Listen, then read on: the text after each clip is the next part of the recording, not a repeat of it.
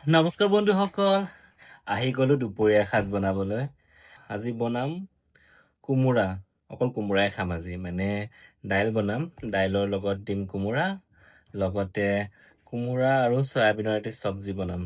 তাৰ কাৰণে এয়া চয়াবিন তিয়াই থৈছোঁ, অকণমান গৰম পানী, কুহুমীয়া গৰম পানীত দিম। আজি কোমোৰাৰে খাম।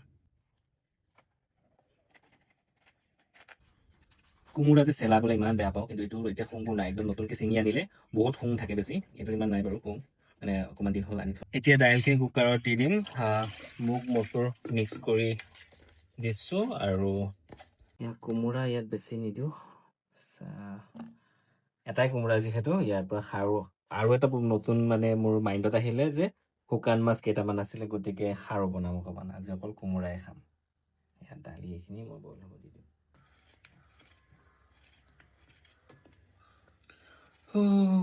কোমোৰাৰ এতিয়া খাৰ বনাম বুলি ভাবিলোঁ। এতিয়া শুকান মাছ থৈ দিয়া আছে, মানে ঘৰত শুকোৱা মাছ দেই, তাই অকণমান খাৰ বনাই দিম। আজি চব ৰেচিপি কোমোৰা খাই আপোনালোকে কেনেকুৱা পায় বাৰু? মই ভালে পাওঁ। মই খালি এইটো অকণমান কোমলীয়াতকৈ অকণমান মজলীয়া হৈ আছে, মানে অকণমান গুটিটো আহিছে। একদম কোমলীয়াটো ভাজি খাই খুব ভাল লাগে গৰম ভাতৰ লগত। এতিয়া এইখিনি দুভাগ কৰি দিলোঁ। ইয়াত চব্জিৰ কাৰণে ইয়াত আলু দিম, আৰু ইয়াত খাৰ, এইটো খাৰৰ কাৰণে।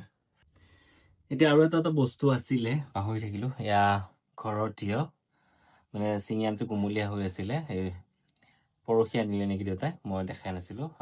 এতিয়া কি কৰিম, এটা তিয়ঁহ সাৰত দি দিম, আৰু এটা মই খাই আছোঁ। ঘৰৰ তিয়ঁহটো সোৱাদে বেলেগ, আৰু মই বাকলিৰ সৈতে খাওঁ, খাই ভাল লাগে। এইখিনি তিয়ঁহ এড কৰি দিলোঁ, তিয়ঁহ আছিল যিহেতু। এয়া চব্জিৰ কাৰণে, এয়া সাৰৰ কাৰণে। গৰমত ডিটক্স ৱাটাৰ বনাই লৈছোঁ, চিয়া চিডছ, তিয়ঁহ, নেমু দি পেলাই।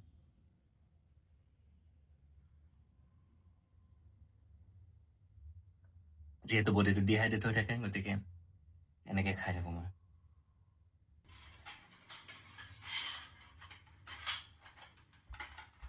বাচনবোৰ ধুই মেলি বাহিৰত মেলি দি যে, সেইবোৰ আনো এতিয়া বনাব যাওঁ। কাৰণ মোৰ চব ৰেডি হৈ গ'ল, কাটি কুটি এতিয়া বনাওঁ।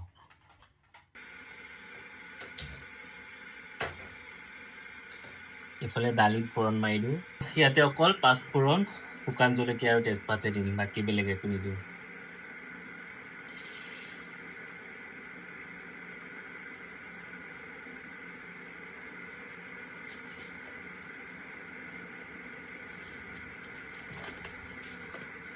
আৰু গোটা নহৰু কেইটামান দিম।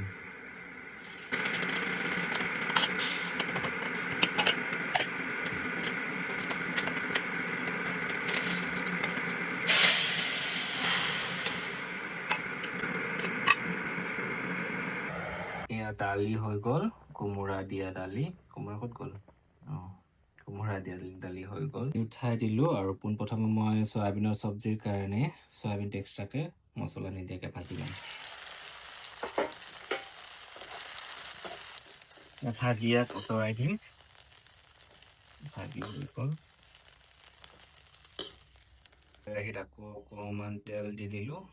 পিছত এয়া শুকান জলকীয়া, তেজপাত, পিঁয়াজ, পাঁচফোৰণ লৰাই দিলোঁ। পিছত দি দিলোঁ আদা নহৰু পিচি থৈছিলোঁ, আৰু দুটা কেঁচা জ্বলা। এইখিনি ধুনীয়াকৈ অকণমান ভাজি ল'ম। আদা নহৰু গোন্ধটো যোৱালৈকে, কেঁচা গোন্ধটো যোৱালৈকে দিম। কাঠি থোৱা কোমোৰা আৰু আলু। এতিয়া সোৱাদ অনুযায়ী নিমখ, হালধি, মই অকণমান জিৰা গুড়ি দিম। ইয়াত বেলেগ মছলা নাই, এইখিনি। এতিয়া এইখিনি অকণমান ভাজি ল'লোঁ, তাৰপিছত দি দিম চয়াবিনখিনি। তাৰপিছত অকণমান লৰচৰ কৰি ইয়াক ঢাকি দিম। আকৌ শুকান মাছ এইকেইটাই আছিলে ইয়াত অকণমান গৰম পানী দি অকণমান তিয়াই থৈ দিলোঁ 2 মিনিট কোমলিবৰ কাৰণে অকণমান তিয়াই থলোঁ আৰু এই মাছকেইটা ঘৰত শুকোৱা হয় আমাৰ জেঠীমাহঁতৰ বাইদেৱে দি পঠাইছিলে এতিয়া আহিল খাৰৰ পাল খাৰখিনিৰ কাৰণে তেল দি দিলোঁ পিঁয়াজখিনি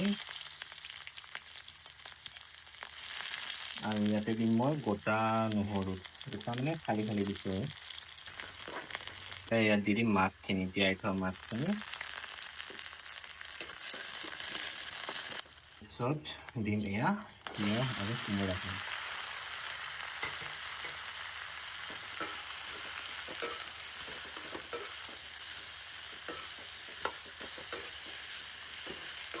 হালধি দি অকণমান ভাজি ল'লোঁ তাৰপিছত দি দিলোঁ সেয়া খাৰ কলা খাৰ বটলত ভৰাই থোৱা আছিলে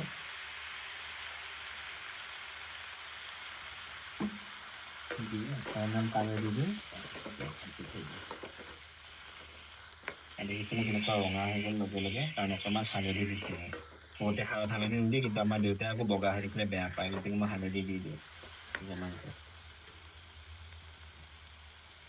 অকণমান পানী দি দিলোঁ এইটো ঢাকি থৈ দিওঁ সিজিবৰ কাৰণে এইফালে আকৌ চব্জিখিনি হৈ আছে ভাজিলোঁ অকণমান সিজিছে ইয়াতে অকণমান পানী দিছে আকৌ ঢাকনি মাৰি দিম ভালকৈ সিজিবৰ কাৰণে কাৰণ কোমোৰাটো সিজিব লাগিব আৰু আলুটো গোটেই ভালকৈ সিজা নাই গতিকে পানী দি আকৌ ঢাকি থৈ দিম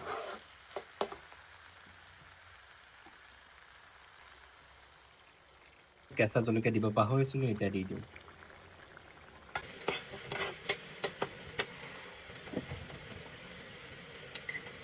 হৈ গ'ল এতিয়া জাষ্ট দিব লগা আছিলে মান ধনিয়া পাত যিটো মোৰ ফেভৰেট হয় ফ্লেভাৰটো বহুত ভাল পাওঁ এতিয়া অকণমান লৰাই মেলি হৈ গ'ল কোমোৰা আৰু চয়াবিনৰ চব্জি কোনে কোনে খাই ভাল পায় বাৰু কোমোৰাৰ লগত চব্জি হৈ গ'ল ইয়াতো মই মান ধনিয়া দিছোঁ ইয়াত কেঁচা তেল অকণমান দিছোঁ তেতিয়াহে ইয়াৰ আচল টেষ্টটো আহে এয়া হৈ গ'ল কোমোৰা শুকান মাছ আৰু তিয়ঁহৰ খাৰ আজি বনালোঁ এটা কোমোৰাৰে 3খন আঞ্জা দালিত দিলোঁ কোমোৰা তাৰপিছত চয়াবিনৰ লগত চব্জি তাৰপিছত তিয়ঁহৰ লগত আৰু শুকান মাছৰ লগত খাৰ আৰু আপোনালোকে খাই কেনেকুৱা পায় বাৰু জনাবচোন আৰু এতিয়া বনাই হৈ গ'ল মই অকণমান পানী খাওঁ তাৰপিছত ভাত খাম আৰু এতিয়া খোৱাহে কথা এতিয়া আহিছোঁ বাই বাই